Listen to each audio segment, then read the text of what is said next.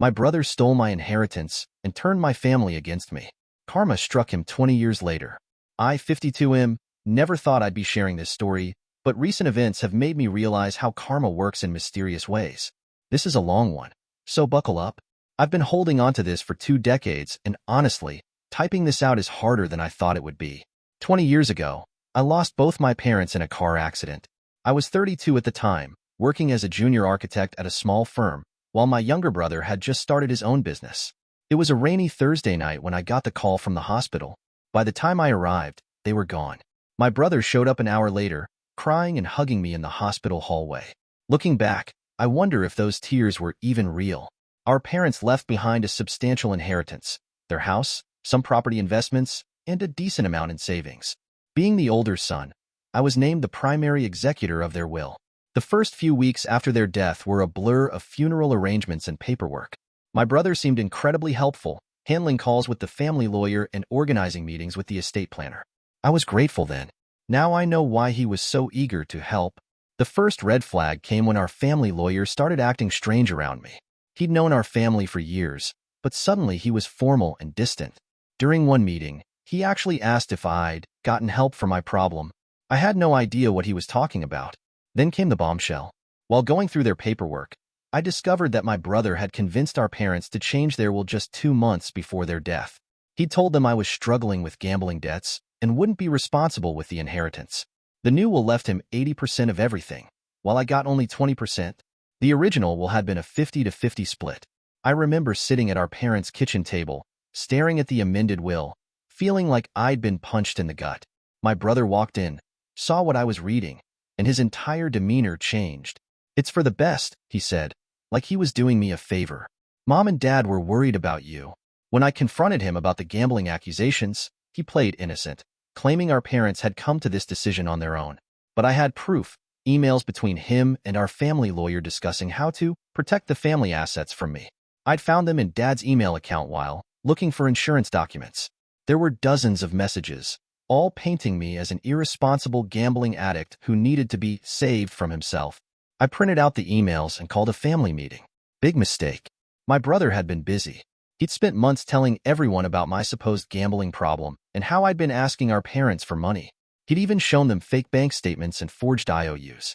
The level of planning was incredible. Our aunt, who practically raised us after our mom got sick when we were teenagers, sided with him immediately. She'd always favored him. He was the baby of the family, but this was different. She looked at me like I was a stranger. "Your parents were trying to protect you," she said. "You need help, sweetie." That hurt more than losing the money. One by one, cousins, uncles, and family friends turned their backs on me. At family gatherings, my brother played the role of the concerned younger sibling perfectly. "I'm just worried about him," he'd say, shaking his head sadly. He won't admit he needs help. The final straw came when he got to my girlfriend of 3 years. We were talking about marriage, had even looked at rings. Then suddenly she started asking strange questions about my gambling, started checking my phone when she thought I was sleeping. One day, I came home to find her gone. She left a note saying my brother had shown her proof of my addiction and that she couldn't marry someone who lied to her. I later learned he'd hired an actor to pretend to be my bookie who'd called her with concerns about my debts. I consulted 3 different lawyers. They all said the same thing. Yes, I had a case, but it would be expensive and messy.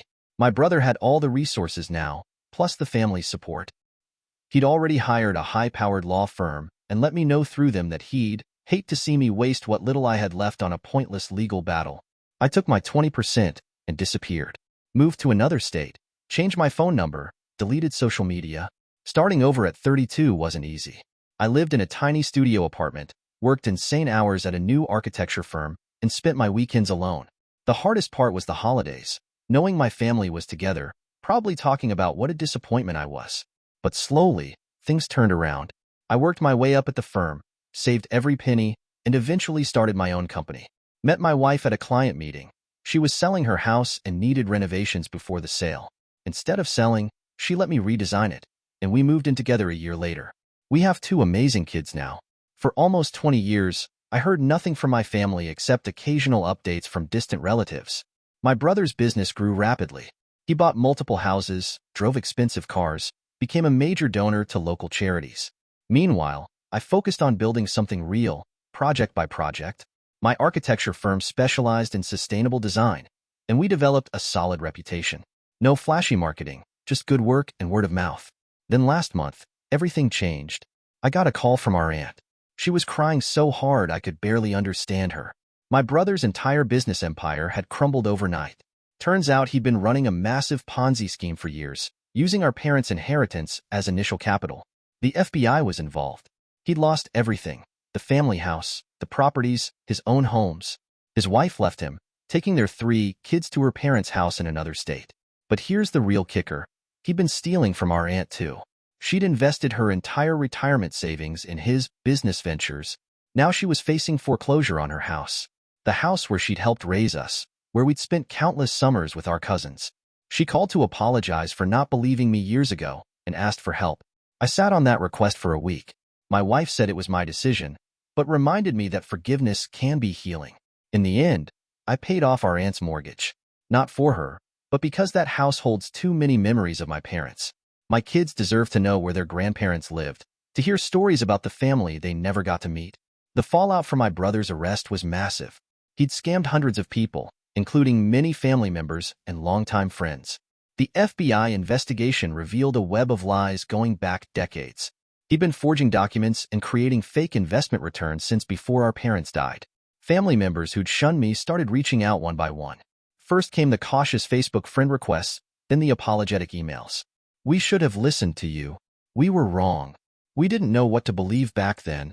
My cousin sent a 10-page letter detailing how my brother had manipulated everyone, including evidence of how he'd orchestrated the whole gambling story. I'm not responding to most of them. My wife suggests forgiveness might help me find peace, but some bridges stay burned. The trust that's broken isn't just about money. It's about 20 years of holidays spent alone, of my kids growing up without cousins, of having to rebuild my entire life from scratch. The biggest revelation came while helping our aunt sort through her finances.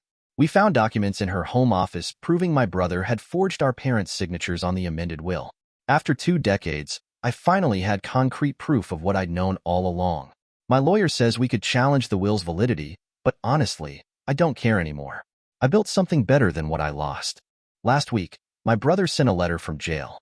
The handwriting was shaky, nothing like his usual confident scrawl. He wrote that he was sorry, that he wasn't thinking straight back then, said he'd been jealous of how our parents always bragged about my grades, my career choice, my natural talent. The gambling story was revenge for years of feeling second best. He begged for help with his legal fees, promising he'd make it right if I gave him one more chance.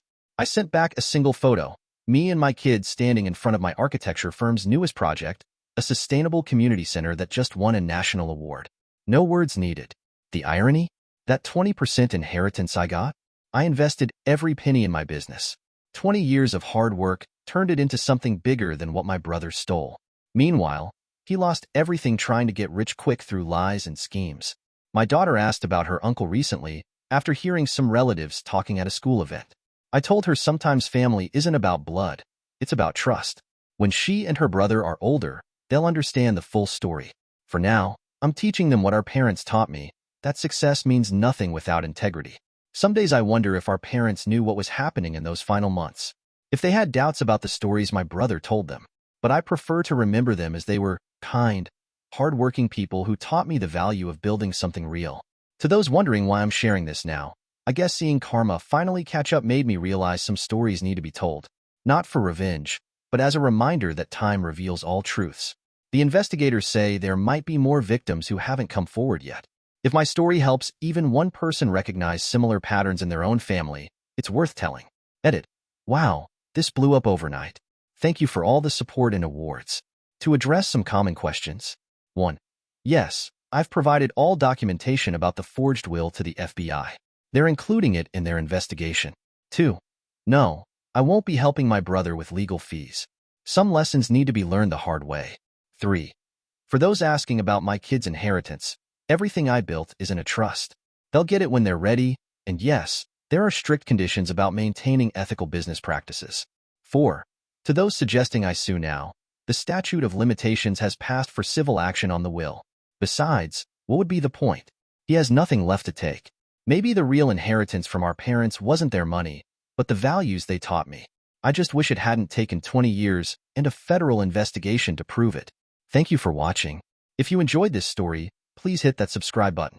Don't forget to give it a thumbs up and share it with friends or family who might enjoy it too. Your support means a lot. And if you have any thoughts, questions, or story ideas, drop them in the comments below. I'd love to hear from you. See you in the next story.